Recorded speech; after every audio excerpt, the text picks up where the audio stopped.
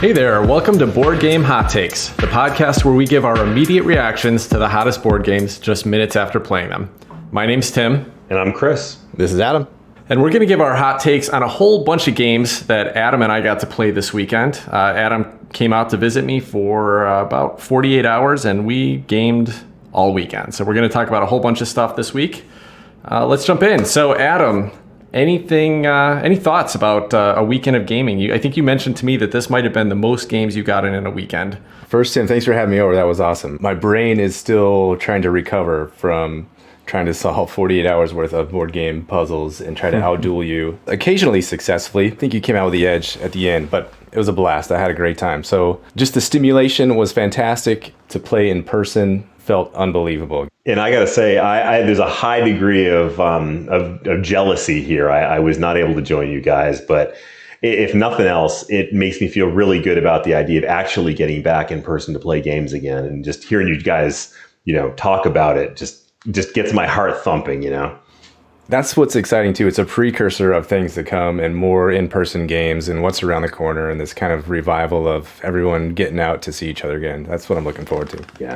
Yeah, it's really exciting. And Chris, TimCon 2021, October, if everything comes together okay, we'll get to see then, and we'll do the same thing at that point. I'm there.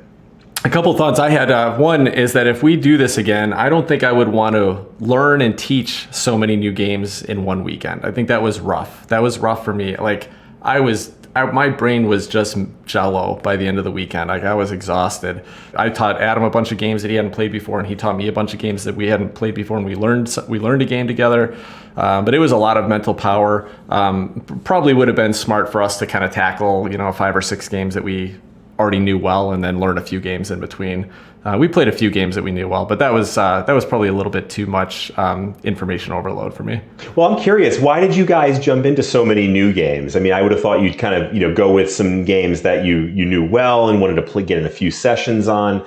But on the other hand, I guess you could say that it's been so long since anybody was able to game in person that you just kind of really are jonesing to try something new.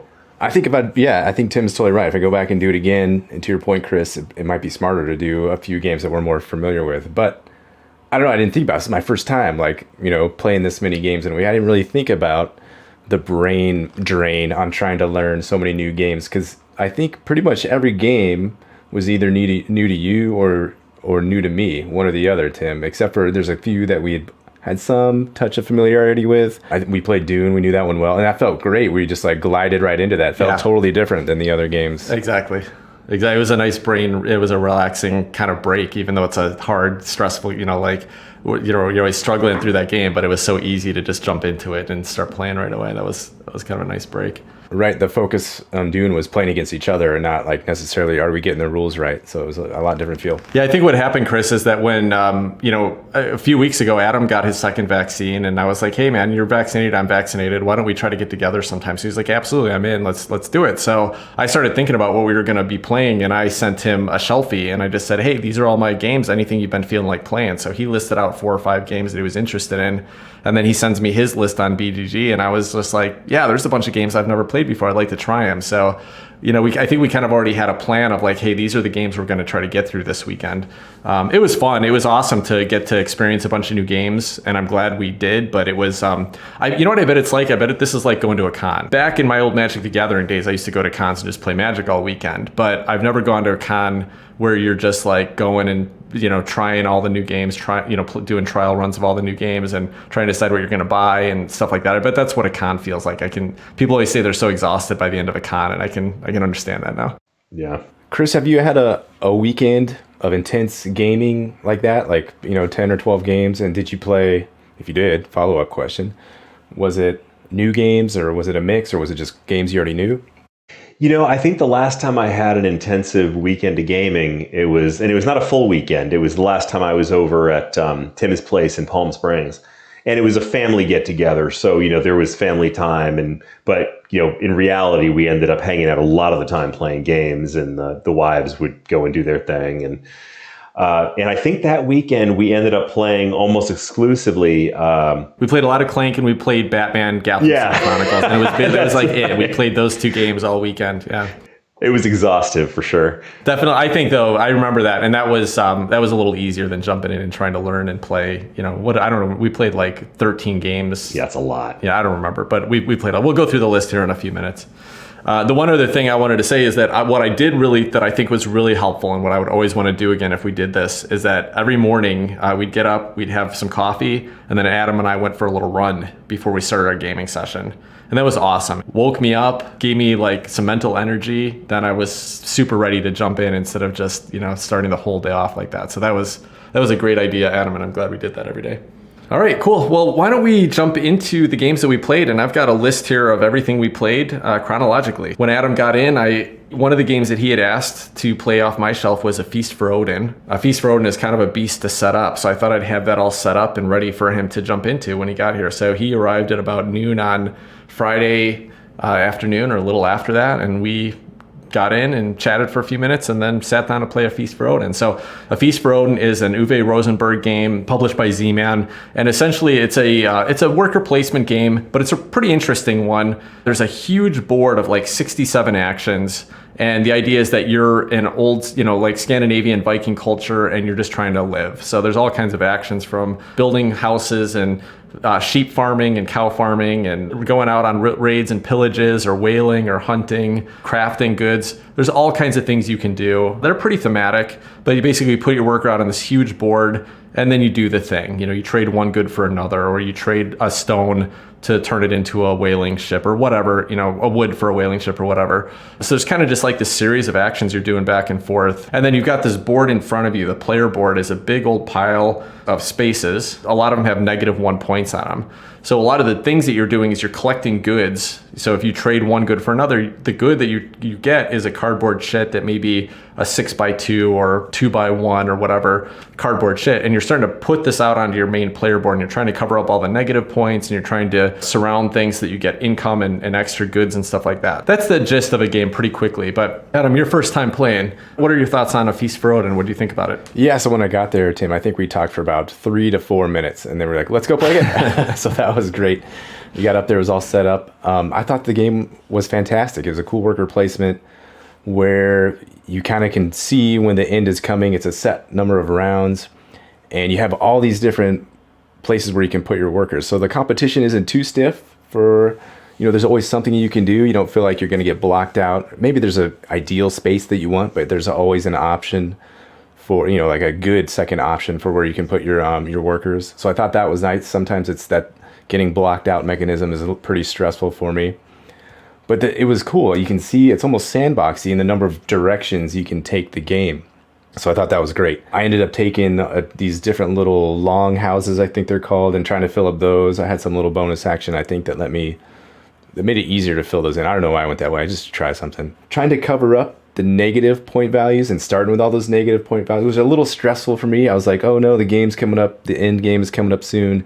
How am I going to get rid of all these negatives? So that was kind of a stress for me. But I could see how this game rewards repeated plays. I think you had your whole negatives all covered up, and even a couple other Iceland or something covered up too. So on my first impression on playing this game was that it's awesome. Tons of stuff, tons of things you can do, almost sandboxy in its way. And then the theme was neat too. You're doing all this Viking stuff that seems realistic that you might do as a Viking. And then I want to mention too, isn't there like a little bit of lore, or you were saying like all the activities that you can do in the game, Tim, kind of related back to actual things that the Vikings did. Yeah, that's right. Yeah, and there's even a lore book that comes with the whole thing where Uwe Rosenberg kind of researched this culture, and so he kind of put down his notes on all the things he was trying to reproduce. One of the goods that you can pillage is the Crown of England, and apparently that actually, I think it happened or that was attempted, and so you get a couple extra bonus points if you manage to pillage this crown and put it on your board at the end of the game, because that's an event that actually happened, so they wanted to represent that. Chris, what's your you seemed like you had a not so inclination to play this one. What's your thoughts on A Feast for Odin? Well, I was going to ask you guys, how are the components in this game? Because I think, when Tim had described this to us and I looked at it after that, it was that it looked to me like a big box of cardboard. But then I looked at it and saw that it's $100 game. So I assumed there must have been something in there that was pretty cool. But I was curious to get you guys' feedback on that. It's a very big box of cardboard. I guess it's a $100 box of cardboard. It's a heavyweight box of cardboard is exactly correct. I think it is a huge box, and there's some trays that come with it to make the setup and stuff easier. And then there's some big chunky wooden components, like there's these stone and wood and ore that you can collect, and they're pretty large. So they're not just small little cubes, of different colors. So that's nice. I don't know, from a component perspective, no, it's probably not $100 game, but I think you got to look at it sometimes a little different. I mean, think of how many years that Uwe Rosenberg probably put into developing that game and designing it, right? And like, if you think about it, that's a risky game to publish. Like, how many people are going to buy a game like that? Now, it ended up being a pretty big hit. I'm sure they've done just fine with it. I think sometimes you got to look past the component quality and think of how much time and effort and who's going to make money on all their effort that they put into a game like this. So I don't know, Chris, to answer your question, the components are not that special, but there's a lot of them. A lot of unspecial components. I feel so shallow now. Chris, the gameplay doesn't sound interesting to you? I mean, it's one of those things where just hearing you guys talk about it, I mean, it sounds like a lot of games, and maybe if I tried it, I would see, what makes this game special and exciting. Just from hearing the description of it, it doesn't make me super excited, but, I'm certainly willing to try it. And, maybe I would turn around. Maybe that would turn me around and make me really appreciate the depth of it. Well, the good news for you, Chris, is that with your analysis paralysis, you're not allowed to try this game. You're actually banned. There's a restriction on the box for people with your level of AP, so you won't have to worry about it. You're good. I think what you mean is my level of deep strategic thinking. Now, this was my actual first time playing multiplayer, because I've played this game a few times solo, but I haven't had anyone to play it with in person. And it was a really cool experience for me. One, it was fun. There was a little bit of blocking that was happening. The solo game plays pretty similarly, except essentially what happens is you put one set of workers out and then you leave those on there for the next round. So you're kind of blocking yourself, and you can plan around it and you can work around it. And that wasn't always possible. But on the other hand, because there are so many spaces, as Adam mentioned, you were rarely blocking the other person. The thing that kind of dictates your strategic direction here are these occupation cards, and everybody starts with one, and then you can collect more throughout the course of the game. So they're not drastically asymmetric or anything, but they give you little bonuses for doing things. And so those kind of push you. Like Adam mentioned, he was headed towards the longhouses, but that's because he got an extra bonus. I forget exactly what it was, but he got an extra bonus for doing something in the longhouse. So he kind of focused on that, and it worked out really well for him. I mean, I played the game a few times and I taught it to him that day, and he was like 4 points behind me at the end of the game.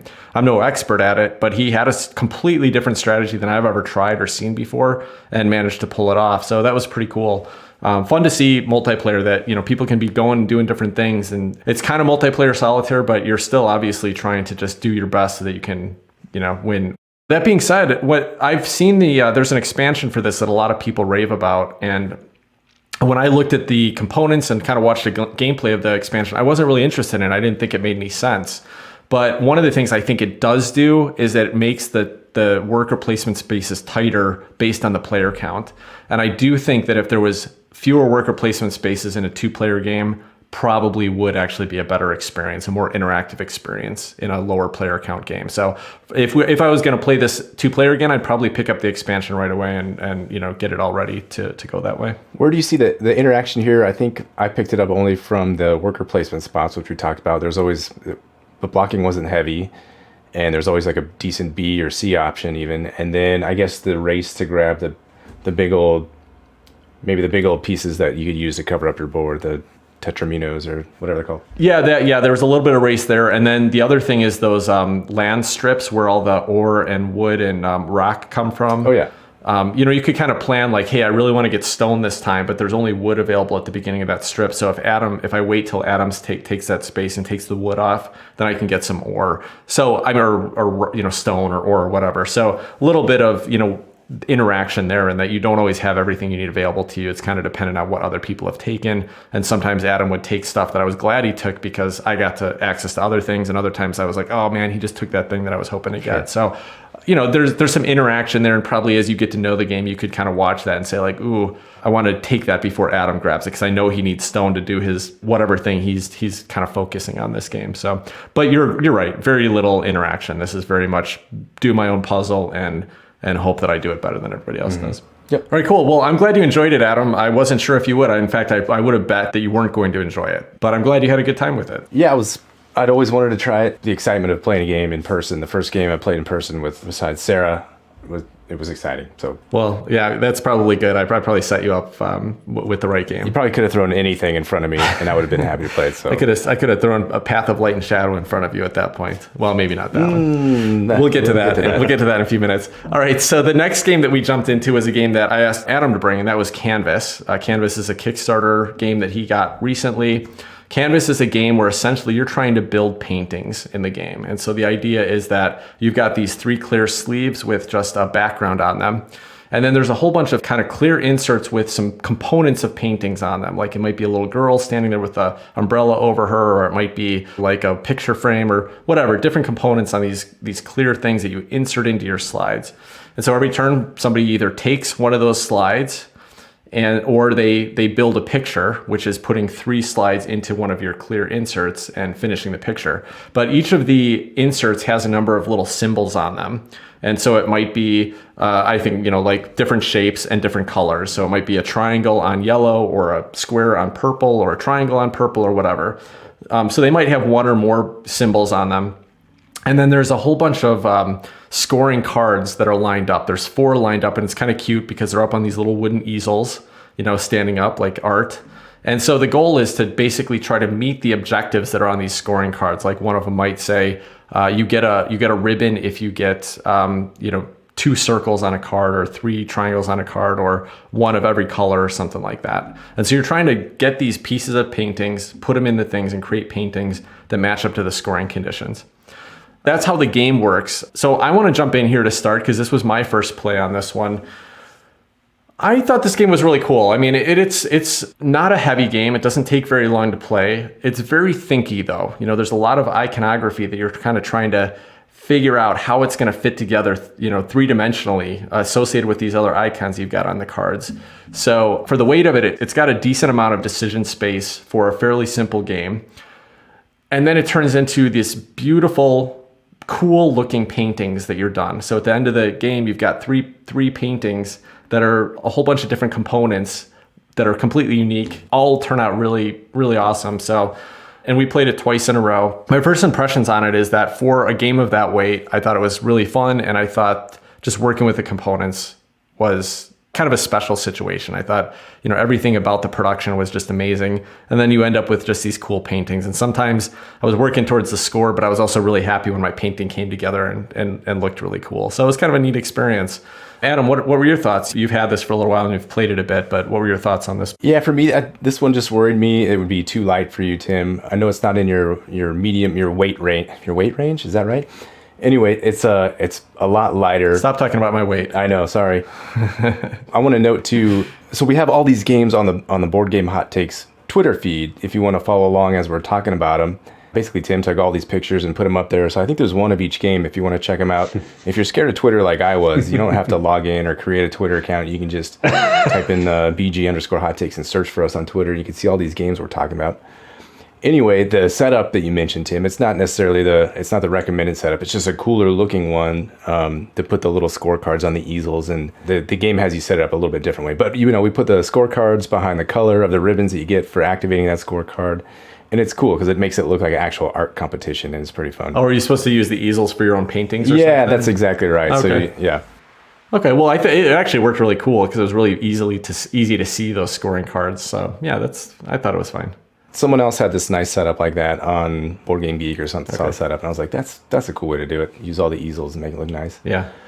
But the game's fun. It's like you said, it's lightweight, it's quick, but it's super thinky. Like trying to stack up these, you can have at most 5 of these painting components, and you're trying to stack them up just right to meet as many scoring criteria as you can. If you can get like 7 ribbons on one card, or on one painting, that's pretty spectacular. And I think my average was like 3 or 4 or less than that sometimes. So it's fun. I like the puzzle there. It's quick.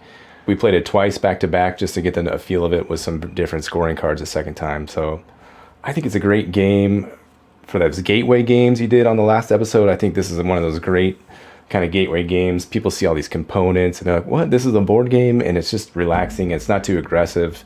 There's a little, you're using these little cute palettes to buy cards. So it has a bit of a market that's moving along, and some of the components, the painting components, become more valuable if no one's buying them.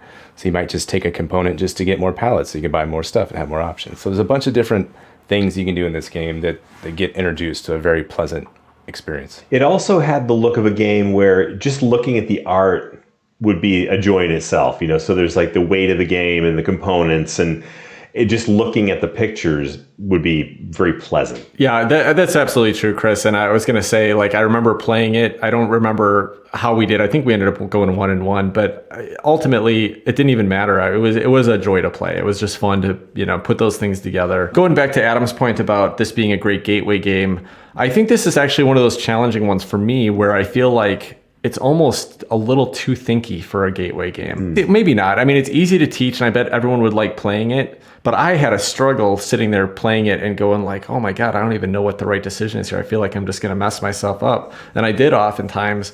Maybe that's fine. If you're introducing new players to games, who cares? Who cares who's winning? But it was a cool game to play anyway. I think that it's so beautiful. You could just go for like the prettiest looking painting and still have a good time. And I got 2 ribbons out of this. That's awesome.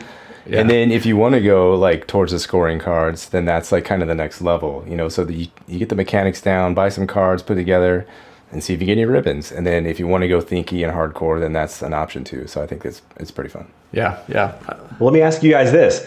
If you guys got together again next weekend and did the same thing over again, would you pull this one out? No, I don't think so.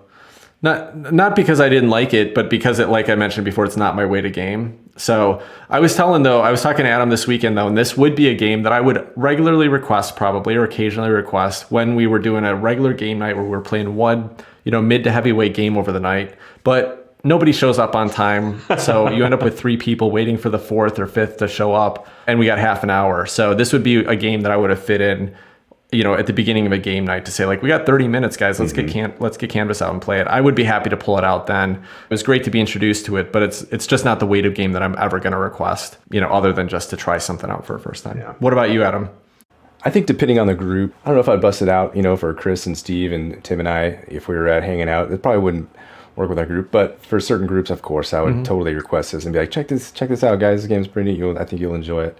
And a lot of people feel the same way. It's kind of a Kickstarter darling. It draws lots of screenshots and images. People are all very proud of their paintings, and there's so many up on Board Game Geek, and you see it all over the place on little board game channels here and there. So yeah, right on. And I agree with that. I mean, I've got some casual gaming friends or gaming friends that they like games of this weight, and I think it'd be actually a pretty big hit with them. Other than they might find it a little bit too thinky. And there's a good opportunity for analysis paralysis in this game for a lighter game as well, because there's a lot to think through about the decision you're making on your turn. And did you mention a Kickstarter, another second Kickstarter, or an expansion's coming for this game, Tim? Oh, yeah. I just saw somebody mention that there is an expansion coming, and it's supposed to add some really, new, beautiful components and stuff to it, but I don't know much about it beyond that. Cool. So yeah, maybe it'll be available to those of you listening if it sounds interesting to you. All right, let's jump into our third game that we played. So this was after Feast for Odin, 2 games of Canvas. I think Adam was starting to get a little sleepy. I introduced him to Dwellings of Eldervale. I remember that because he mentioned right as I'm teaching, he's like, I might need a nap after this.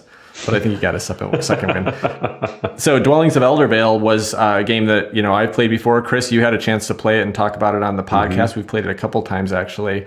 And this was Adam's first play. So Adam, let me give you a quick rules, kind of a game description, and then I'd love to hear your thoughts on it.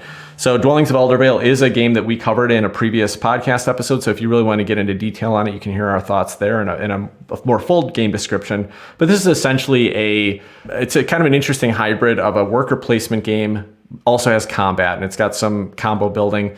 Essentially, you've got workers. You're going to put them out into these variable tiles that are out on the board, which are worker placement spaces and allow you to get resources. But when you place them there, if there's another worker there already, then you combat. And combat is a dice rolling mechanism. You're trying to move onto these spaces, and then there's a way to collect enough resources that you can turn your workers into dwellings or little huts. That gives you end game points, as well as there's ways to buy tableau cards that give you kind of special abilities throughout the game. So a little bit of an engine building mechanism, and those can give you end game points. So that's a really brief description. There's a lot of other details in here. Adam, what did you think of your first play of Dwellings of Eldervale? I really enjoyed this game, Tim. The production, first of all, just blew me away as the components were coming out. I was like, geez, look at this thing. This is amazing. And the artwork was fantastic. So that was the first thing I noticed. Then we started playing, and the gameplay was pretty fun. I did, for some reason, I got a little bit of a Vindication feel. I don't know if you got, I want to hear your thoughts on that, Chris. But then it just far surpassed Vindication as we kept playing and playing.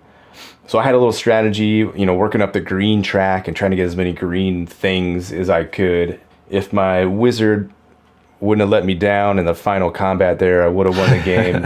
I think I lost. So I had a card that said if your wizard wins in a fight, you get 4 points or something like that.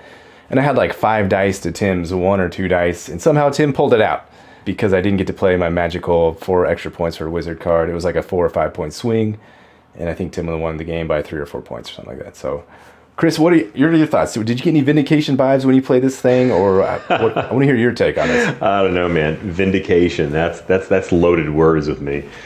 No, I guess a little bit. I can see that with the hexes and that style of board. But truthfully, I found it a much more interesting game. And I think the production is amazing. Vindication, I mean, it's not a bad game. I actually enjoyed it more after subsequent plays. I think I had really kind of panned it the first time we played. But this game, I think, has a lot of depth to it. Has a lot of things happening, which I really appreciated. I always appreciate a good production, and I think this game is unbelievable in terms of its production, to the point where some of the things like the sound bases on the miniatures and things like that, it's almost over the top cool. It's really neat. But I'm curious to hear, Adam, from your first play and actually getting a chance to sit down with the physical components, what your thoughts are, because this is actually a game that when my family and I were in Phoenix recently, we had an opportunity to sit down, Tim and I, and play this game in person. And I had played it electronically on TTS before, but actually sitting down with the pieces, it was amazing. It was a whole different thing. But I'm curious to hear your thoughts on that. So Tim mentioned I was getting sleepy, and I had a long drive out from California that morning, and going through Phoenix traffic, and finally getting up to Scottsdale, up to Tim's place. And we already played 2 games, and I was like, oh, am I going to make it? What's going on here?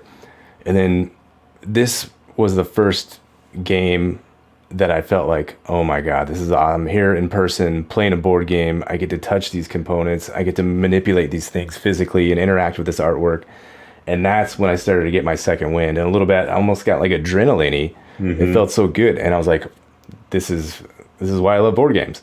Mm-hmm. So that's where that second wind came in, and the production. And it's all because of that physical experience and being there. And so, yeah, it was impressive. And it was noticeable. It was palpable how much difference it made actually being in the presence of a physical board game that I hadn't played yet, and interacting with Tim in this board game and trying to make it happen. So they're rad. Yeah, I hear you. One of the things I wanted to mention here, because we did discuss this one, as I mentioned, in detail on the podcast before, and I had a few complaints about it, even though it was a game I was really excited about, and it's a game I still enjoy quite a bit. But there's one module that came with the game that we didn't play when we recorded for the podcast, but I did play it in person with Chris, and then I played it on this play with Adam. And it's called the Oracle Tile, and it basically gives you a way to draw more of those adventure cards or kind of build up your tableau without kind of pushing the end game by putting more regions out on the board. That made the experience much more fun to me. So I think that's something, especially in a 2-player game, I would recommend using, and probably even a 3-player game. It might slow the game down a little bit too much once you kind of get to higher player counts than that, but something that I wish that we had probably included before we talked about it on the podcast, because I think it does improve the experience. To me, it doesn't rush the end game so quickly and gives you enough time to kind of feel like you're accomplishing something in the game. So I did really like that. And just like I said when we recorded about this game, is that the basic actions you're doing are just not super interesting. And where the interest comes in is a little bit of the spatial puzzle about where you can place your workers based on previous workers, and then the combat that happens. And then I think in a 2-player game, you miss some of that. There's just not as much combat happening. And I think in a 3-player game with the Oracle Tile, that would be probably my ideal experience at this point. I had a really great time with it. I'm glad Adam enjoyed it. I felt like I was kind of rushing through the rules explanation because I didn't want him to fall asleep on me, and I was glad that he actually enjoyed it and got into it. I was kind of nervous that it wasn't going to be a good time for him, but he had a good time. It was a really close game, so I'm glad we got a chance to play it. How's the game holding up for you, Tim? You still enjoying it? Yeah. It's I talked about it on the podcast that I had 10 plays or something like that at that point, and I kind of listed all the complaints I have about it, but when you mentioned a couple games you wanted to play, that was the one I picked because I did want you to experience, and I have had a good time with every play. So, it's not my favorite game from last year, but it's a game that I still enjoy, and I'll be keeping around. Cool. All right, let's jump into our final game of the night. So we took a little break After that game, we went out to dinner, grabbed some drinks, and then came back and punched the Anachrony Infinity box. Took us about 2 hours to get through all the components and bust them out because we really wanted to play it this weekend. Adam had actually gotten it from a Kickstarter and then decided he didn't want to keep it, so he sold it to me and he delivered it this weekend. But we wanted to play it, so we punched all the components and spent a couple hours doing that, which was a nice break. But then it was getting late and we wanted to get at least one more game in. So Adam brought out Baseball Highlights 2045, which is a game I'd heard some really good things about. It's got a deck building base to it, which I'm a fan of. And so I asked him to bring it, and we got a play of that in that night. Baseball Highlights is a game of basically futuristic baseball.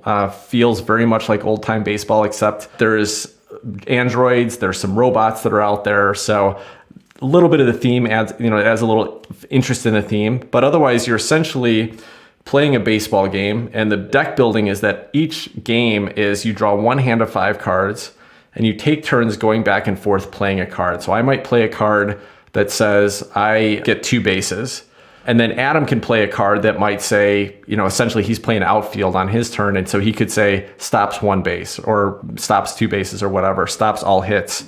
But then his might also have a movement on it, and so then his character can move. So it's kind of a back and forth of like trying to move around the bases while the other person is trying to block you from moving around the bases. A very interactive deck builder. And then at the end of the 5 cards, you're done. Whoever's won that game, but then you go to a draft phase where you get to now recruit more characters to go into your deck, and they go on top of your deck. And when you recruit them, you remove the number of characters out of the discard pile, the cards you just played, out of the deck. So you're kind of building up your deck, then you play the next game, you've got some better characters. And if you play a series, a whole bunch of games in a row, you'll start to get through that deck and build it up and stuff like that. So that's a very rough idea. So Adam, that's a game you brought out, you've played it a bit.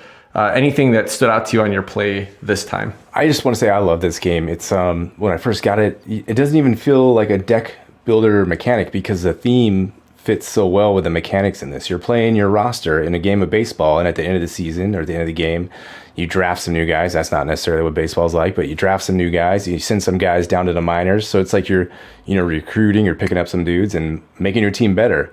And then you get to play those new guys. They're right in your lineup right away. You plug them in, and you just iterate that process over and over. So it's 5 cards at a time. And, you play that card. It's got an offensive thing. Get some hits, get a home run, a triple or whatever. There's fast runners, there's slow runners, and then the other guy you're playing, Tim, in this case, has a chance to cancel it out and get some hits of his own. So Tim just said that, but I want to use proper terminology. It's hits and walks, and there's airs, and you can throw a beanball at a guy, and then they get knocked out. If it's like a really good guy, you can try to throw a beanball at the dude and knock him out, send him in the so he'll have to recall one of his dudes from the minor leagues. There's all these mechanics that really fit nicely if you enjoy baseball, and the name on the cards is clever. There's Randy Sandy. So, they don't use any real specific baseball player's name, but they have, they allude to great baseball players of the past. There's Puig something, and there's, just different names that you'll recognize instantly if you're a fan of baseball. So I love this game. My dad loves baseball. We play this all the time. In the summer, I'll bring it down and we'll spend hours playing this game. It was great. So like I said, you don't even know you're doing a deck building. You just think you're like playing a baseball game. It fits so nicely with the theme and the mechanics. So I really enjoy this one, and I'm glad you wanted to play it, Tim. Yeah, so my experience with it was interesting because I'm not huge into sports. I'm not huge into baseball. So I know the basic game, but I think some of the intricacies of the theme and the thematic tie-ins were lost on me. And I think it almost even made some of the mechanisms a little incomprehensible to me because I didn't understand. There's this mechanism where when you get a hit, right, you would go to first base, or you get 2 hits, you go to second base. But apparently if you get 3 hits and your runner's fast, you go all the way to home. But if they're average, they go to third base, and then if they're, I don't know, none of that made sense to me. Why? No. It makes perfect sense. Okay. This is how it goes. If you have a fast runner on first base and you hit a single, he'll go from first to third. Everybody knows that. If you have a runner in scoring position, that's a runner on second base or third base, and you get a single, that runner scores. Everybody knows that. If you have a slow runner, he's going to clog up the bases. So if you have a slow runner on second base and you hit a single, he's only going to advance 1 base. If you have a slow runner on first base and you hit a double, he's only going to make it to third. He's not going to score. So again, if you're familiar with baseball, if you've been playing since you were 5 years old, like I have, and then you stopped when you were like 13 or 14 like I have, but you still watch it. You're still a fan of the game. You'll understand these terms. And that, again, it's some of the intricacies and nuances that just make this game sing, and I love it. So I can see that, right? And I was, as I was saying, like, to me, it was kind of lost on me, and I had to let Adam kind of tell me how things happen, because I'm sure some of these things make sense mechanically, and I'm sure there's obviously rules that I could follow and look it up, but I didn't kind of catch on. There was terminology on some of the cards that I didn't fully get. I'm sure would have made more sense, or would have made more thematic sense. They were clearly spelled out. It wasn't confusing how to play the game, but there were some things that I'm sure I for sure lost. Like even Adam mentioned the names on the cards. So I think if you're a fan of baseball, you should absolutely check this game out. It's a fun game regardless, and there were some things that I actually really liked about it from a mechanism perspective, not even being a baseball fan. One was the deck building piece of it, where it was really just I play a card and you respond to it, and then my card does something and you can respond to it. So a very back and forth interactive deck builder. So that was really cool. And then the other part that I liked about it as a deck builder was that you didn't have to worry about culling cards out of your deck, because every time you took a card in, you got rid of a card.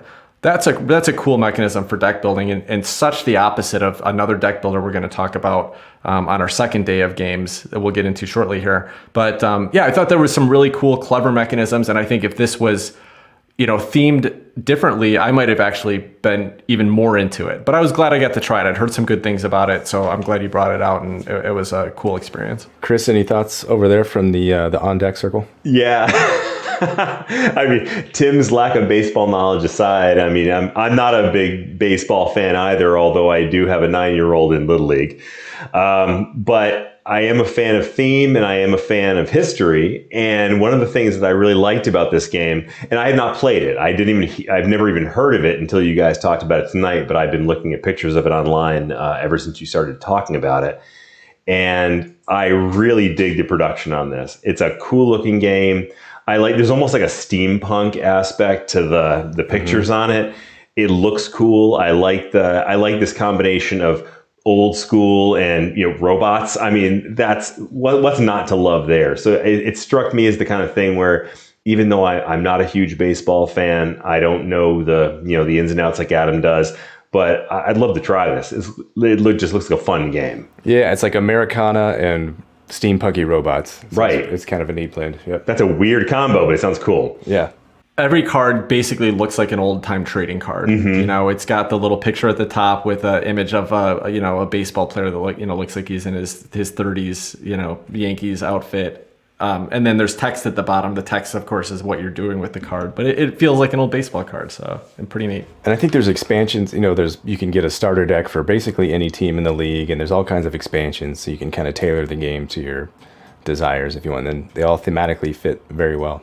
Right on. Okay, well, thanks. Sounds good. So let's talk about that. That was the last game that we played that night. Had a decent night's sleep, got up the next morning, went for a run, and then we busted out Anachrony. And so Anachrony... Wait, before you guys go on, I had a question. Go for it. What did you guys have to drink the night before? We had a few beers. Not too much. We were pretty chill this weekend. Oh. We didn't go crazy. Okay. Yeah, Tim had a nice porter on tap. He's got a little bar, a little kegerator up there. I think it was a Deschutes porter. We're not getting sponsored. Maybe they'll hear it. Maybe we'll get a Deschutes sponsorship. That was delicious porter. And I think after that drive, I had like a couple sips of that thing, and I was already like unable to focus. That was That's also why I was getting sleepy. That's why I did so well on the first day. All right. Well, sorry to derail you. I just figure, what you're drinking on game night is almost as important as what you're playing. So yeah, Chris, I'm not as good. I did offer to make old fashions all weekend, because that is the one drink I know how to make well, but it was too much trouble to go downstairs and make drinks. So I was just pulling beers out of the fridge upstairs. We didn't want to get away from the gaming too long. It was not the same experience as game night at Chris's house, where he's bringing out these just amazing rum drinks or whiskey drinks, and just, it's like the best thing you've ever tasted. So not quite that same, but you can't argue with Deschutes porter on tap. That's hard to beat too. No, absolutely not. All right. So we, the next morning we got up, and, we had punched this Anachrony Infinity box, and man, there was like 15 trays of components, and you can see some pictures on our Twitter feed, but there must have been 300 cardboard shits that we punched out, and all kinds of minis, and 17 rule books, and just a crazy amount of stuff in this box. So it was pretty intimidating to think about the idea of getting in and learning it fresh. Like, that's not normally the way that I play games with people. Usually I want to watch the rules, read the rule book, learn it before I even think about getting in front of somebody and teaching it to them.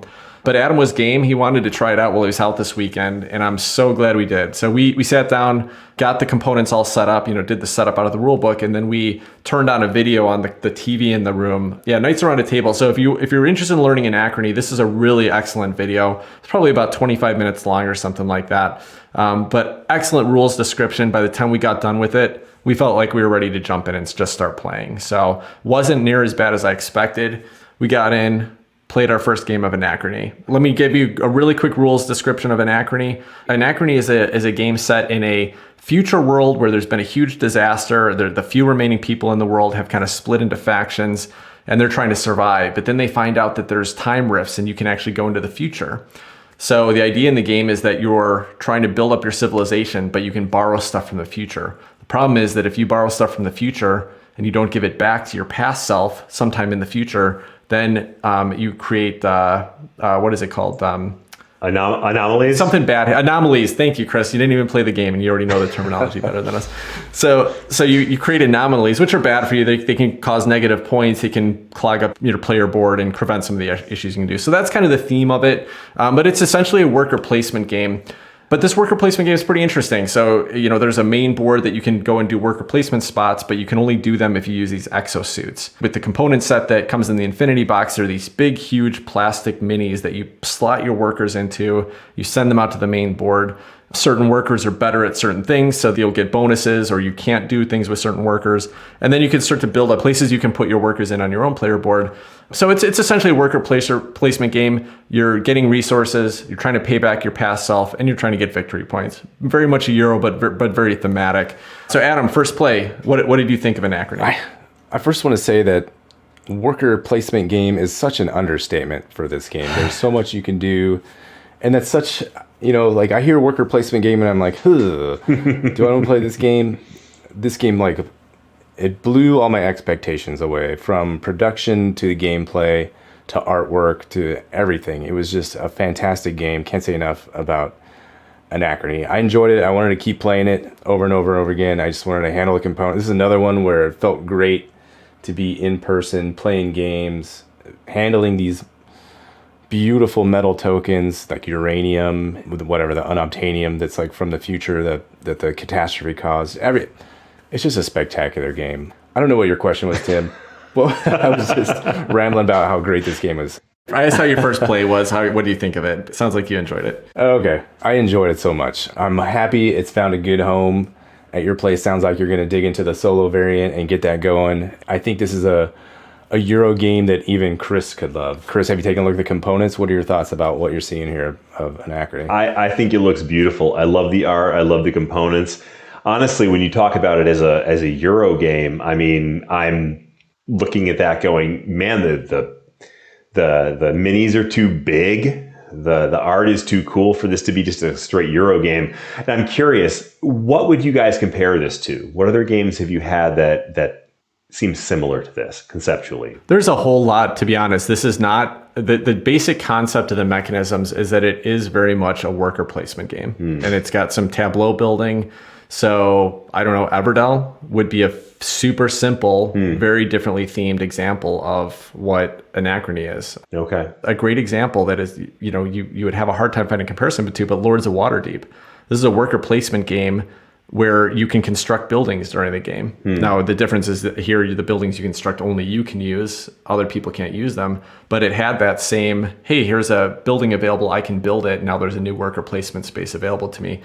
But that is very much simplifying it. The game is a fairly heavy game. It's very thinky. It's not just place a meeple out and do something. Like I mentioned, there's different types of workers you can collect. There are very tight spaces. So, I'll just mention that my opinion of this game, I loved it. And one of the reasons why is I love worker placement games to start. But this worker placement game did everything right. First of all, it's got tight worker placement spaces. Where you choose to go is very meaningful in this game. If you don't take the spot first, someone else is going to take it. And even though there's a couple spots that might do the same thing, the longer you wait, the more expensive they are to take. So the first one might be free to take and you just do the thing. The next one you have to spend water for, which is a hard resource to get. So there was a fun decision space on just where do I go? But then which worker do I use? I've got 5 different workers available here. 3 of them are one type, and then I've got a couple others. And this space, these 2 spaces get a benefit if you use the one type of worker. So which one do I want to go to first? That's most important because I'll get the benefit there. But then Adam's going to block out this other thing. So perfect, really interesting layers of the worker placement mechanism and how you use it. And adding to things like, once you get your workers back on the next round, they're sleepy. You can't use them anymore until you wake them up. And then there's an important decision about waking them up. You can use a worker and spend water to wake them up, and then you've got a bunch of workers available. Or you can take a free action and wake them up without spending water, but then you're going to lose points. It moves this tracker down, so they're not worth as many points. Your morale goes down, essentially. So really important decisions to make just constantly through this game. Beyond that, the theme is crazy. I mean, it's a cool theme, but the production, like the pictures I've ever seen online when I'd seen this before, I thought it looked interesting, but I really didn't have that much interest in it as a game. I got excited because I've heard good things about it. The production on this is just beautiful. The huge player board with all kinds of art on it. It really pulls you into it. The mechs are great. The components are amazing. This game is just really incomparable. I used to say, I think, Chris, the most thematic Euro I had played was, what was that kind of post-apocalyptic? Oh, Outlive. Great game. Outlive, right? So Outlive is a cool thematic Euro where you're going to, try to collect resources and build up your bunkers and stuff like that. This one blows Outlive out of the water from a thematic Euro perspective. Wow. So I think you would love it for that aspect, but it really drew me in. It made me really excited to get back to that world and play it. So many fun decisions that happened every turn. The time travel mechanism is really cool. Some people have said that the time travel mechanism feels like it's just a loan. Like you're doing something now and then later you can pay it back. To me, it didn't feel like that at all, because not only can you pay it back in a future time, but if you don't pay it back, there's a chance that bad things are going to happen to you over the course of the game. So there's like that little bit of, growing risk that's happening if you don't get it paid back. Also, but if you can go back and pay it, you can go back and buy something that was only available in a previous round. So that kind of added to the element of like, okay, I can go back to this other time. I can pay back my things, but I also have an opportunity to do something that I couldn't do 3 rounds ago and hasn't been available to me since then. So it really did feel like you were able to travel back and do something. So I love that. That added another layer to it. So yeah, just everything about this game just hit the right chords for me. Totally loved it. How was the player interaction in this game? It was tight. It was a tight worker placement game. I'd say that's probably the biggest element. There was a lot of times where Adam and I'll be interested to hear Adam's thoughts on it. There were a lot of times where Adam and I were sitting there going like, ooh, if I just wait to do this, then maybe Adam will do this other thing first, which will open up this spot. Especially with the expansion to it. I'll talk about that a little bit more. Yeah, there was definitely a lot of times where you were really fighting for those spaces, but it was very Euro level of interaction, I think. What did you think, Adam? Yeah, I agree, Tim. The interaction it's not like a Through the Wars or Eclipse or anything like that. You're racing for these buildings, or if you're developing a certain strategy, you're trying to get these.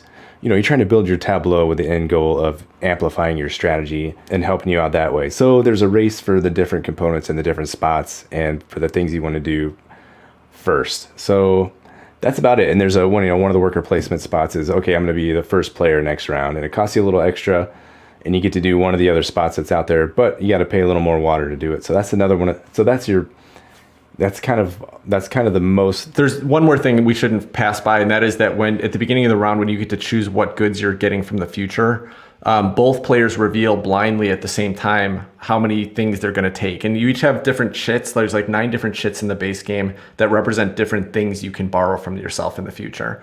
It can be a type of worker, or it can be a type of resource, or it can be a mech or whatever. But you both reveal them blindly at the same time. And that's important because the only people that get the negative effects of borrowing from the future are the ones that have had the most of those tokens in that particular time, in that particular era. So you can reveal 0 to 2. So if I really want to borrow something, I can do that. But if Adam borrows 0, it's going to penalize me. I might borrow 1 though, even though I wanted 2, because I'm hoping that Adam borrows 2 and then it penalizes him.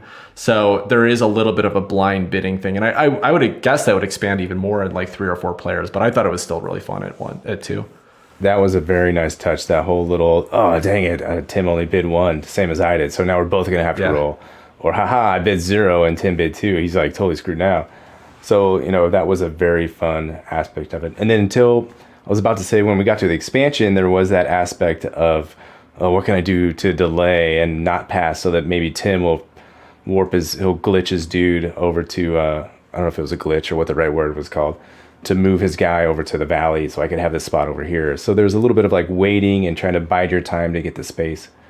But that's about it. Having said that, that's about it, Chris. It's not, great. Super duper interactive. Interesting. So we played it once on Saturday morning, and then we immediately played it again because we both enjoyed it and wanted to get it back out again. And then we sadly put it away and missed it for the next 15 hours until we played it a third time. And then that's when we added the Fractures of Time expansion in. And the Fractures of Time expansion really blows up the decision space. Not only does it allow you to spend special resources to move workers to a different spot, so it extends what, you have to plan out like, okay, I'm going to do this now, but I can use that worker again, move somewhere else. But then there's this whole other set of player boards where you have to kind of manage these special resources you're putting out there and taking risks whenever you use them, that you could get a glitch that could impact some of the other things that you can do. A really cool expansion. It added a lot of neat mechanisms, but it did definitely make it even more thinky and probably slowed the game down a bit, at least on our first play of it. But I thought it was really fun still. Yeah, I don't think it helped that was the last game we played too, and my brain was getting pretty cooked at that point. So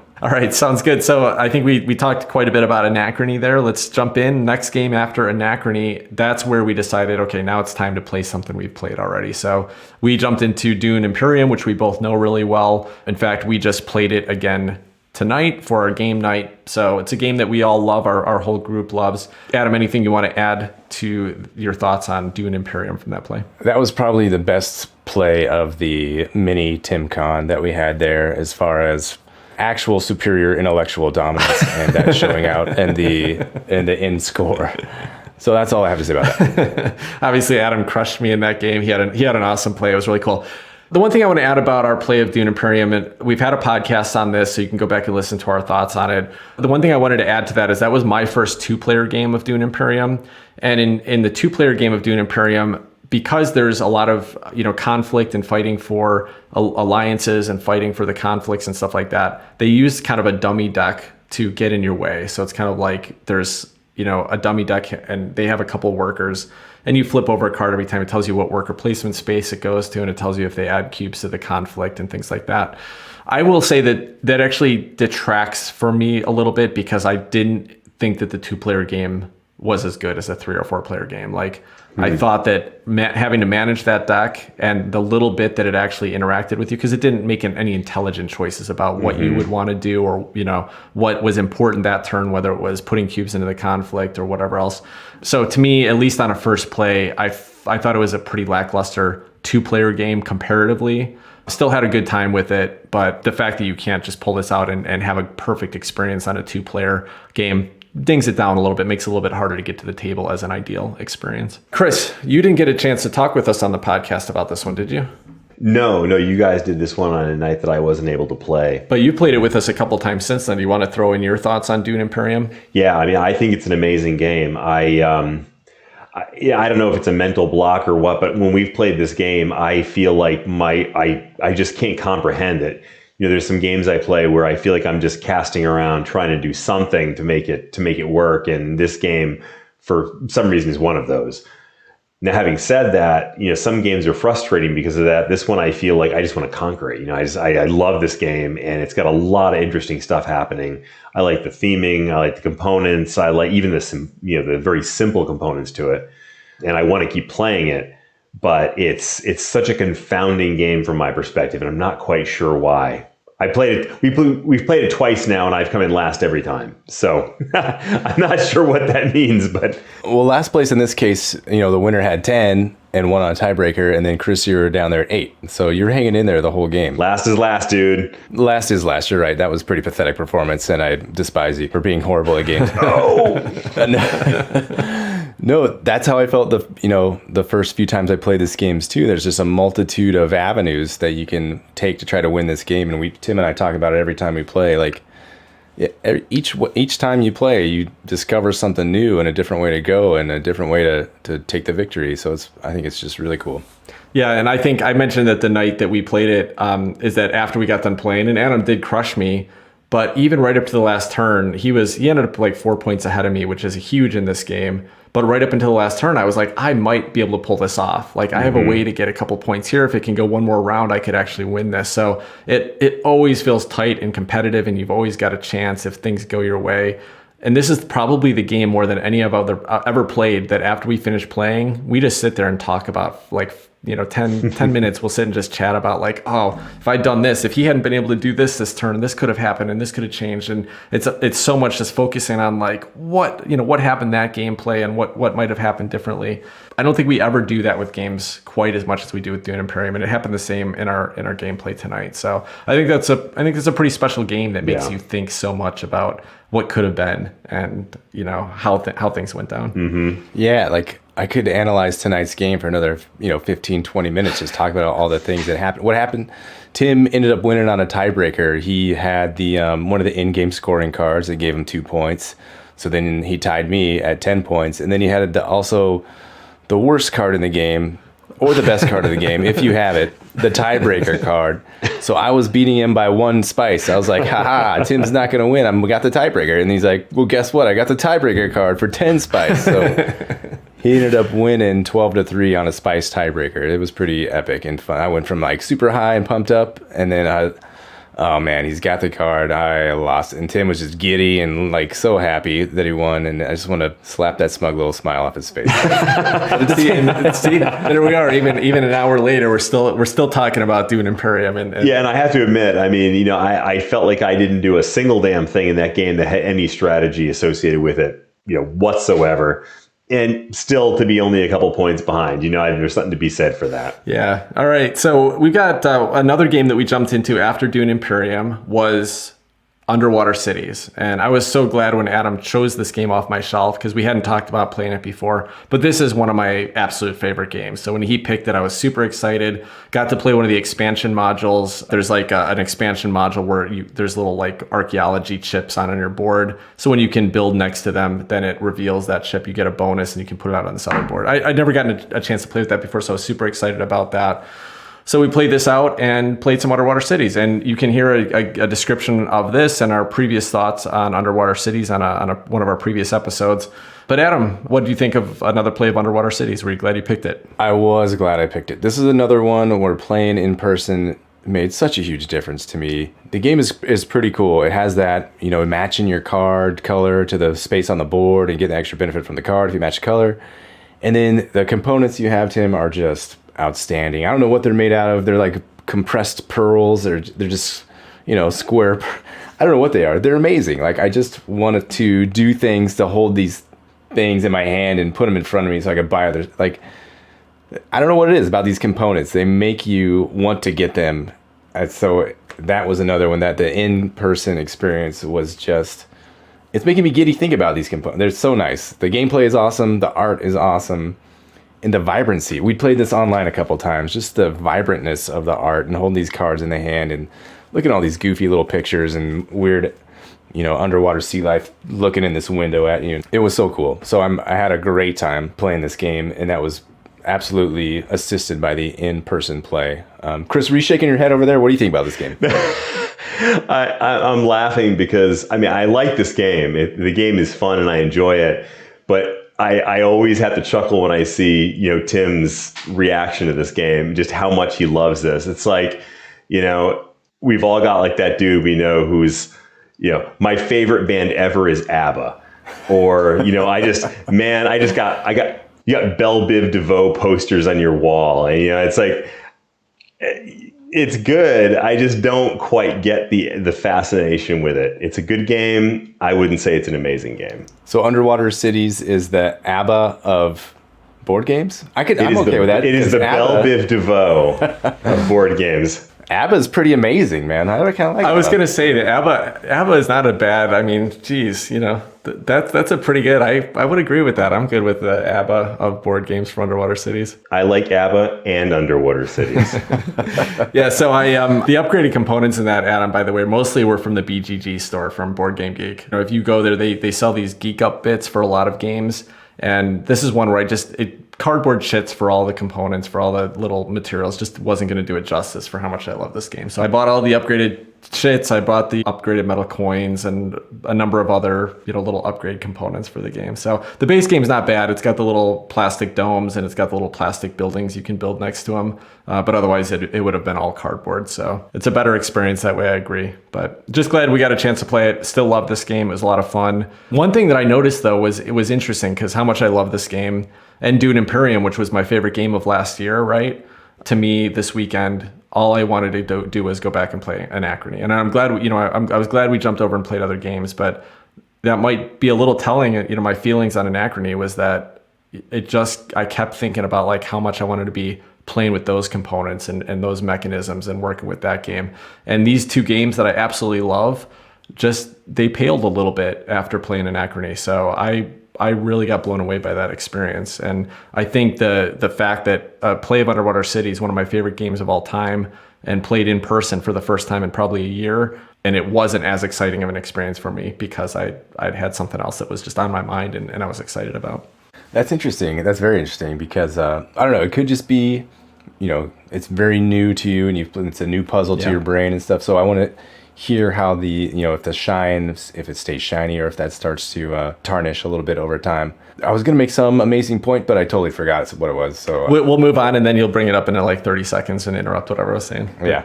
That's your MO. All right, now we got a fun one to talk about here. So after Underwater Cities, we pulled out a game called Path of Light and Shadow.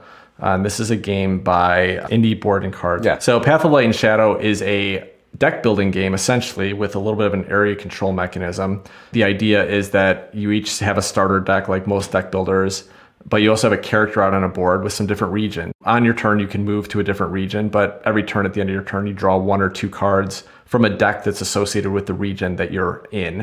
And then you also have a way to spend those cards to either attack buildings that are in those regions and potentially gain allegiance in those areas, or you can use your cards in your hand to spend them to upgrade another card, meaning that you get it out of the game and you replace it with another card, kind of a next upgraded version of that card. And then lastly, you can spend cards out of your hand I think they call it building buildings, but essentially there's this tech tree board in front of you with 6 paths on it or 5 paths, and you can spend a certain amount of tools from your card and move this chit down and get an ability, an ongoing ability. So it kind of gives you a new tech, and then you can move down to the next level and you can get another tech. And so each of these 5 trees, as you get further down, they get stronger and stronger techs and scoring and things like that. So that's the gist of the game. The Path of Light and Shadow of it, essentially what they're indicating is there's a little track on the board and you can either go to the cruelty track. So typically if you cull a card out of your deck in this game, you move up the cruelty track.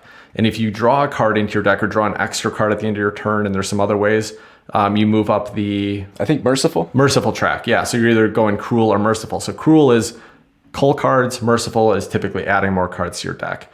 And if you get good at one of those things, then some of the cards will give you benefits, like an extra combat bonus if you're more cruel, or they'll give you an extra point if you're more merciful. So kind of trying to focus on one of those 2 areas in the game. Adam, what do you think of Path of Light and Shadow? Well, I'm going to start with some nice things about the game. I really enjoyed the art. I think the art is fantastic and it's inclusive and it has just tasteful depictions of men and women. And the artist, Bless Sobel, she does another just fantastic job nailing this artwork out of the park. So nice job there. And it sounds cool, right? Area control, and you roll these dice, you do combat, and it sounds like my cup of tea. But that's where it kind of ends. The actual gameplay on this, it was just, it was lackluster. Okay, so let's start in front of you. The player boards where you're like building buildings or whatever. It's just, you move a cube down and it's just a wall of text. So I think there's 6 or 8 different columns where you're moving these cubes down, upgrading whatever. And you get these abilities that, they should help you out, but you have to keep track. So you're constantly looking down, be like, okay, this now I can do this, and if I upgraded this, I could do this. And then you have this deck of cards that you're building too, sort of, if you ever get through it again. Like, how many times did you get through your deck, Tim? Maybe once, maybe twice. I don't know. Because yeah, you went merciful side, and so you had like 50 cards in your deck by the end of the game. The mechanics are weird. They don't necessarily flow. Like, I'm marching around this countryside. I can move or I can not move. And then I draw a card, or I draw 2 cards. If I do a combat and I win, then I have to draw a card or 2 cards. And then if I cull a card, then I'm like killing a guy. So it just, the whole mechanics and theme thing didn't really flow at all. There's tons of text that you kind of have to reference each time. There's a sheet here that tells you which, if you upgrade a card, he goes to this guy, and it tells you what that guy can do. So if that's your thing, if you want to be looking at text and kind of putting together this textual puzzle about how you can, interlock all these things, then maybe this is the game for you. But it is not the game for me. Tim, what do you think about Path of Light and Shadow? Yeah, there are not very many games that I've played in my entire life and absolutely hated the experience with it on a first play. And this was one of them. This was a game that we finished, and I said, I don't ever want to see this game again. I don't ever want to play this game again. Wow. I don't think I've ever heard Tim say that before. No, I usually just can enjoy the experience in anything. And the thing is on paper, this game felt so awesome. Like when I read the mechanisms of this game and even read the rules, it sounded like everything would work really well. I like the idea of the tech trees. I like the idea of the upgrading your cards, swapping cards out for another one. I like deck building. But unfortunately, nothing was actually fun in this game. To start with, let's start with the deck building, right? You get a hand of cards. And what the cards mostly, all they have is they have hammers and swords on them and a number next to each. So let's say that I start with my first hand, and essentially I'm just adding up, and I've either got 5 hammers and 3 swords, or 4 hammers and 4 swords, or whatever. So it's just a bunch of numbers that you're putting together, and then you can turn those numbers in for something else. To upgrade cards seems like a cool idea, but it's clunky. Essentially you remove one card out of your deck, and then you have to go search through this other deck for the card that matches. Each card upgrades to a specific card. So you're finding it in another deck. So the idea of upgrading a card while deck building seems really cool and might be in the right game, but this leads to another problem with the deck building, and that is that you get too many cards too quickly, and they're all random. Almost every card that you pick up in the game, you just draw it randomly off the top of a deck. So you have very little control over each deck you can draw from based on the region you end in. Has 3 different factions in it, and there's I think 6 in the total game, or 5 or something, 5 total in the game. So you kind of know, okay, I don't want to draw that faction because it's heavy on culling, and that's not what I'm going for. So I'll go to this region that doesn't have that. But sometimes you have to stop in the regions that have those colors you don't want. So you're going to end up with some decks, some cards that absolutely don't work with your strategy. Most cards will be indifferent to your strategy if you even have one. And sometimes you'll draw a random card off that deck, and it's a starter card. It's a card that is exactly like the starter cards in your deck. How awful is that? Like, have you ever played a deck builder where you're just trying to cull your starter cards, but then you're going to buy another card from the market that's exactly one of those starter cards? It's a seriously not fun experience. So that's all bad, and that means that you've now upgraded cards. One of the things you can do is upgrade cards, right? But because you're getting so many cards in this deck, in this game, whether you want to or not, you may never see that upgraded card. You may have spent money to upgrade a card that will get shuffled back into your deck, but then you've just drawn 15 more cards because every turn you have to draw 1 to 2 more cards off the top of the deck. And if you conquer a region, you draw 2 cards too. So you're just going to draw so many cards that you might see that upgraded card once. Now, the upgraded cards do have some victory points on them at the end, so there's maybe that value, but it's not a fun way. The fun part about upgrading a card is that now I get to use this card that's cooler than it used to be, but you'll probably never see it, or maybe see it once or something like that. So it's such a disappointing way to use that mechanism that already is a little bit fiddly, and you don't even want to do it because you're fiddling around and then don't get any real benefit from it.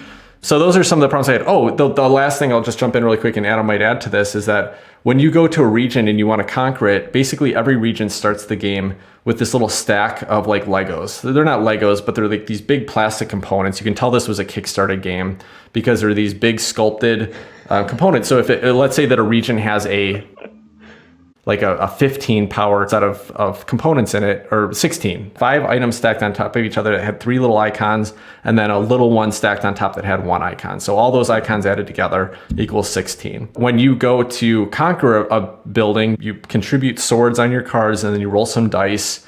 And some of the dice have ruin markers on it. So then when you finish conquering, or even if you don't, if you just fight it, the ruin markers tell you how many things you have to move off the tower, but then you have to make change because you just did 4 damage and you have to remove several different versions of that and put other single ones on.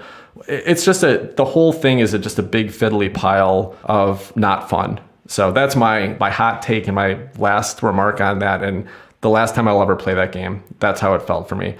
A big fiddly pile of not fun. It was. It's so fiddly. Whose game was this? This was. It's both. This was another one that was mine, and it sounds interesting. I had messed around with it just by myself, and then Tim had noticed I had it. And he's like, "Yeah, I had my eye on that game." So I said, "You know what, Tim? You can have that game.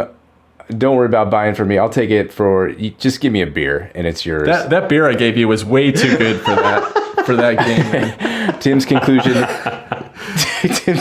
was that I overcharged him for the game. The worst part is he wouldn't even take it back from me after this weekend, so it's still sitting in my house. Now I got to figure out something to do with it. It's your burden now. It's so fiddly, right? These towers of defense, these defense towers or whatever, you messing around with them. There's a whole stack of, they're not pleasant to hold. They're just, why are there those little shapes on them? The shapes don't even matter. There's like circles and diamonds and triangles and something else.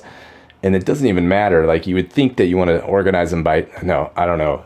And then digging through the different decks, you have to, at the end of the game, you have to reorganize these decks and put the cards over here and this card over there. So you're going through your whole deck that you built that you didn't get to use and taking those cards back out and putting them in this other deck that you don't care about. It's rough, but the art's nice. You know what? Can I say, I will say one nice thing about it. And you're right, the art is nice. It's inclusive. It's awesome. The box cover art is inclusive. That's all great. And the one other thing I'll say that's nice about it is that the game's quick. So it was over fairly quickly, and it was not as painful as it could have been. So it didn't feel quick. It did not feel quick to me. It didn't feel quick, but no, it's like 12 rounds, and each round is one hand. So, obviously it was a little slow for us kind of figuring out what we were doing at first. I think you'd be done with this game in 45 minutes on a normal play. Okay. Which I think is unfortunately another problem with it, in that if you wanted an epic experience where you're building and upgrading your deck and conquering worlds and stuff like that, I don't think you can get that, done in that quick. But I'm glad that that's as far as it extended. Could have been a lot worse. This one's got listener giveaway written all over it. Have you ever wanted a big fiddly pile of not fun? We've got the game for you. Okay, let me just say though, that's a great point, Chris. If anybody who lives in the United States wants to try Path of Light and Shadow, drop me a note on Twitter or Tim at BoardGameHotTakes.com or through our Facebook page or whatever. Give me your address and I'll mail it to you at my expense. I'll be happy to provide it to you. Listen, some people, I've seen this on some people's top 50 lists. I've seen some people like this game. It didn't work for me, but I'm happy to give it to somebody else. And like I said, I think there's some cool concepts in the mechanisms here. I understand what the designer was going for. The execution just didn't quite work for me. Hopefully someone else will get some fun out of it. Next, last game of the night. We were pretty beat, pretty exhausted at that point, and we sat down and Adam he wanted to play a little lighter game. We both did, I think, at that point. And we played Santa Monica. So Santa Monica is published by AEG, and it's a cool little, kind of a little city builder, I would say, that you're trying to build up the best oceanfront developments on the beach in Santa Monica. So the idea of the game is that there is a little pool of 8 cards available to everybody. And each turn, all you're doing is you're taking one of those cards and you're playing it in your tableau. Each of the cards may have some little icons on it. Usually there's some icons that you get, either some people, it can be tourists or locals or VIPs at the beginning. You can get sand dollars, and then some of them have icons on it that you're trying to kind of score off of over the course of the game. So you can take from one of the first 4 cards that are at the bottom set. You've got basically 2 rows of 4 each. Can take from one of the 4 cards in the bottom row, and then a card from the top row moves down. So you can kind of see what cards are going to be coming in future turns, but it's really quick and simple. You play until both players have gotten 14 cards. At There's some cool little scoring mechanisms where the tourists and locals and VIP that you've got, some of the cards will give you the ability to move them around, or you can spend sand dollars to move characters around, but you want them to end on certain spaces on your card. There will be a card that shows a beachfront with a volleyball net on it, and you want to have at least 2 tourists or locals there at the end of the game. There will be a card that has amusement park on it, and you want to have 3 tourists there at the end of the game, but you don't want the tourists to be not on those cards, because you'll get negative points for them at the end of the game if they're not on one of the cards that gets value from them. So that's basically it. It's fairly straightforward and simple. Adam, this was your first play of it. What did you think of Santa Monica? I thought it was great. It was cute. It was the mechanics are neat. You're building this little beachfront and boardwalk area, and there's little like volleyball nets, and it's just cute. Everything you can imagine being on a beachfront is out there. The art on the cards is super cute, and there's little puns. The donut shop has a giant donut for the O, like an incredibly huge, way off scale O for the, donut O for the O in donut. It was fun. I had a blast. It was light. It was a perfect way to end the game. I really like the taco truck and the guy, and when the taco truck feeds the guy, it moves on to more. So it's just some really cute mechanisms, a fun game. The sand dollars are great, the components are great, and the art's cool. So that's my take on Santa Monica. Yeah, I like Santa Monica a lot. I got it fairly recently. I've had, maybe half a dozen plays of it so far, 2 or 3 players. It's light and quick, but it's got fun decisions. It's like a game that gives you more interesting decisions than you would expect from a game of this weight. Mm-hmm. And to me, this game is a lot like a lot of his other city builders. I don't know if you guys have ever played things like Suburbia, Castles of Mad King Ludwig, Quadropolis. They're essentially games. Well, Chris, you played Quadropolis. You hated Quadropolis, didn't you? They're basically games where you're, trying to kind of place things in a certain location adjacent to other things that will give you benefits for them.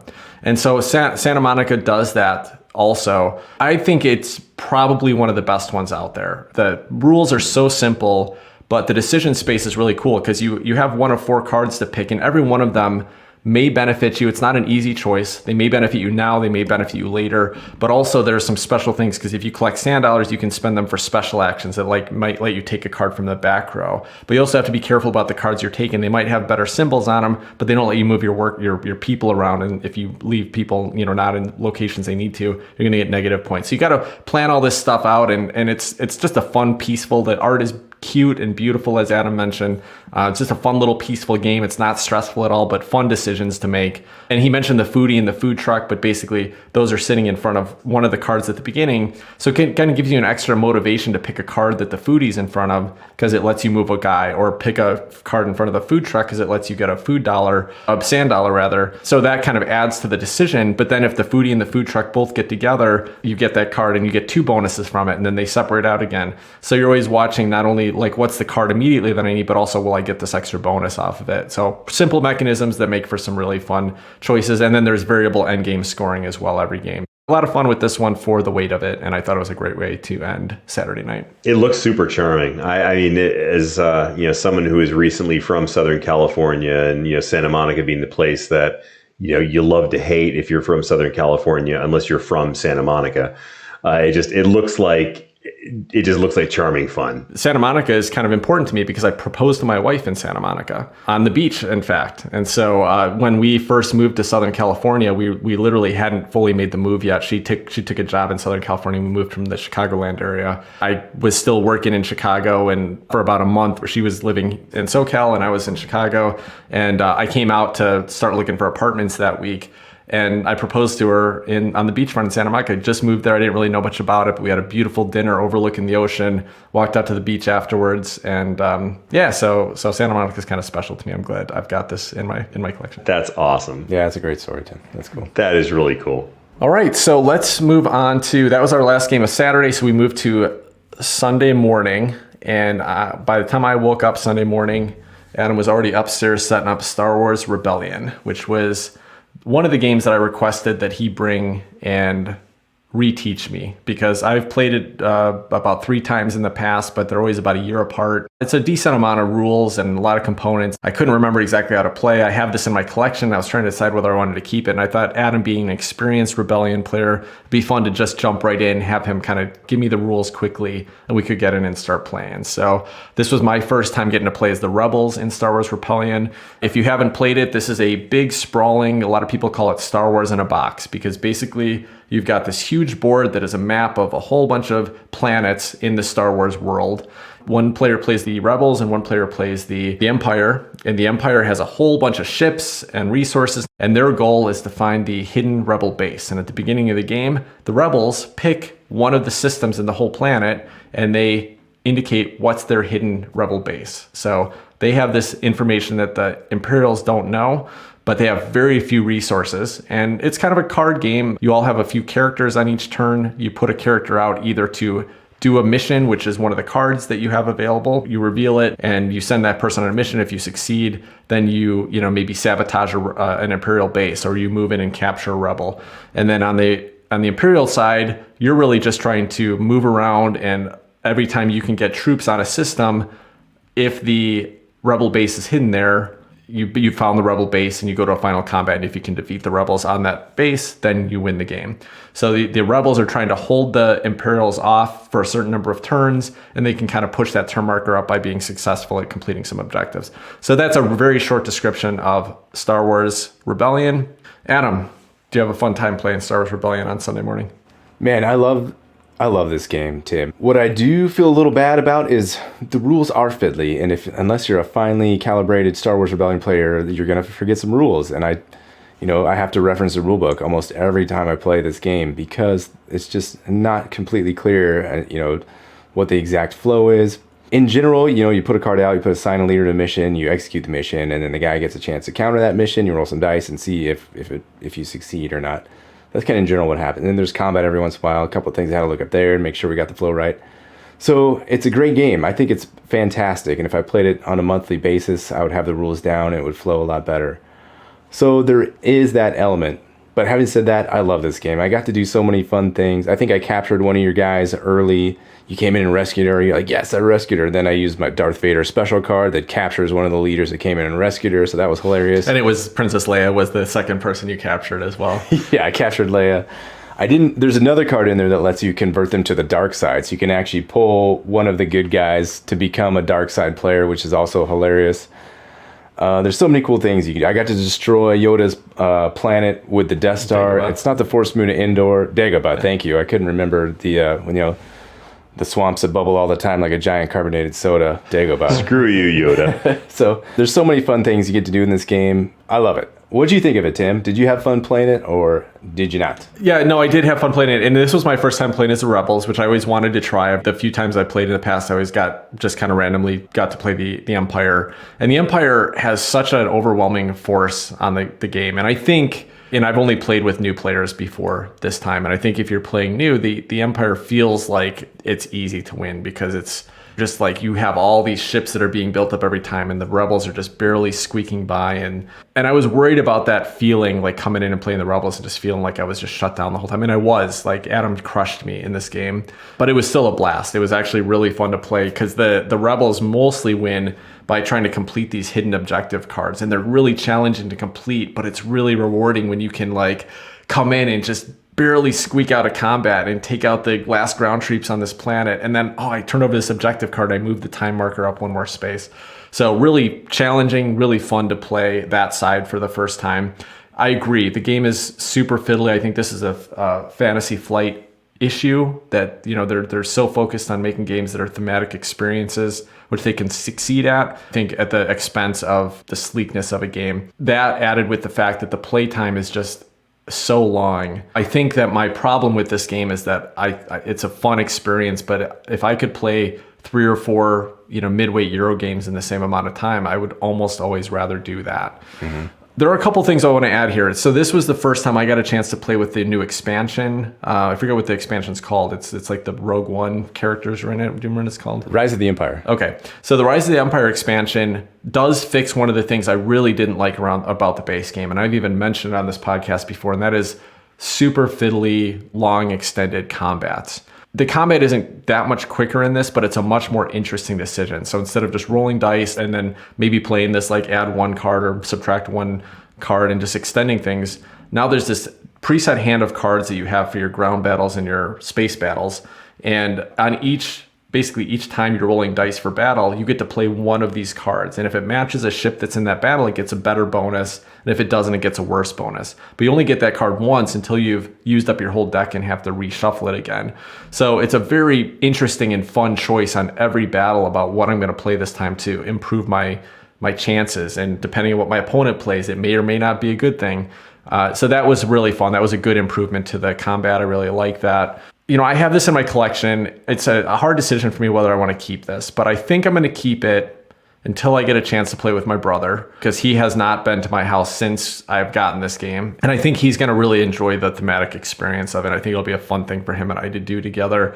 But I think after that, probably that one play, I'll probably sell it, because I've had enough of it. It's awesome. It's a really fun, cool experience, but it's like I said, there's just more I'd rather do in that time frame. If this had been a more streamlined experience, I think it could have been a perfect game or a near perfect game, but maybe you can't streamline it and still add all those really great story moments and story beats and thematic things that can come out of it. So, it's great for what it is, but maybe not for me forever. Chris, have you played this one? Yeah, let me say two quick things about that. First, I'm incredibly gratified to hear that Tim lost, because I played this 2 or 3 times. It was always with Tim, and it was always with me as the rebels, and I got crushed every time. So maybe that's just what happens when you're the rebels and you're a relatively new Chris, player. you did not get crushed as badly as I got crushed as the rebels. So don't feel Okay, bad good, at all. good. You held out much better than I did. That's for sure. Secondly, Tim, you said this a couple times, and I have to second and third it, but that this is probably one of the most successful combinations I've ever seen of gameplay and theme. I mean, in story. You truly feel like you are, living out the movie. And I've mentioned this in a couple of other, podcasts that we've done, but it's incredibly satisfying in that way. I haven't played it enough to really be able to make a judgment about whether I think it's worth it in the long term. Is it something I'd want to keep for play after play after play? But for the couple of times that we played it, I was just blown away. I mean, I would find myself just like laughing aloud. I'd draw a card and it would be just this perfect thing from the story. And, there's just something so satisfying about that. I appreciate that about the game. There's nuance here, and it rewards repeated plays for sure, especially on the Rebellion side. Getting familiar with that objective deck, you can try to start building towards your objectives before even having the card, because they're going to come out there. So if you know that's going to happen, you can start working towards that. There's ways to combo things together that are not obvious from an initial play. You can activate a system with a guy with a bunch of fists, and then you can later execute a mission in that same system with a guy with a bunch of fists, and all of a sudden you have like 7 dice to roll against a puny Rebellion 2 dice or something like that. So there's things to look out for. The game is great. It can go long, and so it has its disadvantages and stuff too, but finding this with the right other person to play with, you can have some epic experiences, some epic battles, and just a great time. Yeah, I believe it. We did play one more game of Anachrony after this, but we've already talked about that in detail. So I think that will wrap up our conversation on the individual games that we played today. Adam, any final takeaway? What really stood out to you? Was there a game that you felt was really the best experience of the weekend? Overall, just getting to play back in person and dealing with those components and the shuffle of cards and the clank of components and moving big old chunky mechs from Anachrony was just so fun. And then getting to play, I think the highlight was Anachrony itself, punching that whole thing out that night, and then getting to manipulate these just giant mechs in such a streamlined, you used a little elegant buzzword in there. It was nice. Just everything kind of flowed together and it made sense.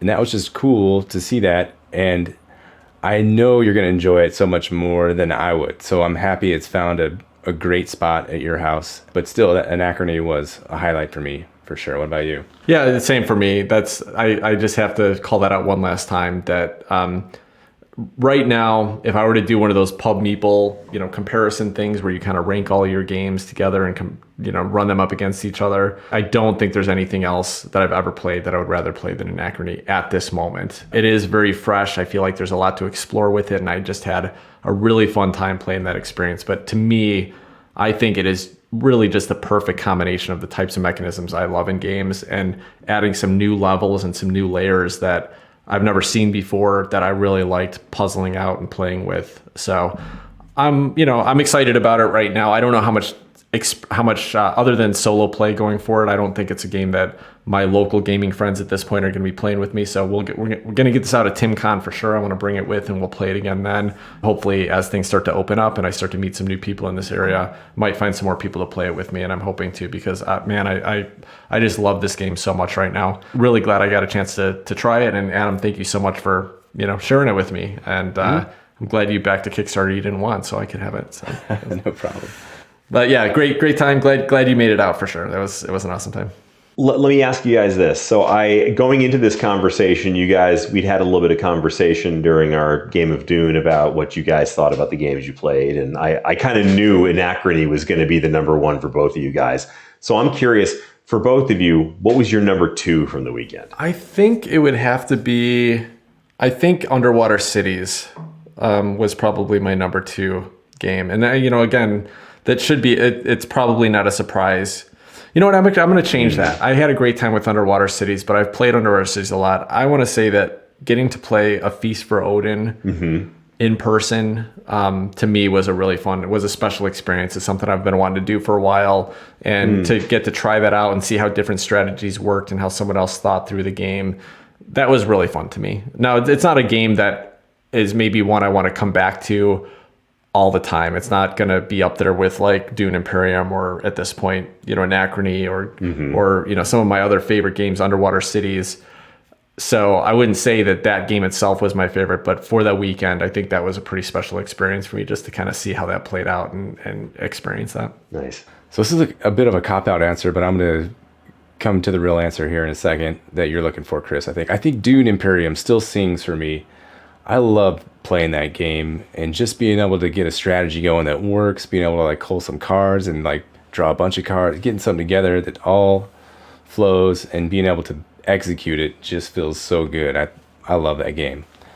To rank a couple more, I think Dwellings of Eldervale. I don't want to say Everdell. Yeah, Eldervale. Eldervale. Okay, that game. That's the crossover. That game was great. I don't know. They all kind of hover up super high. They're all great games, except for way down in the cellar was Path of Light and Shadow. Sorry to be so harsh on that game. They're all fun, and it's tough to compare different weights. It was just a delight playing all these games, even Path of Light. Well, nah, just playing all.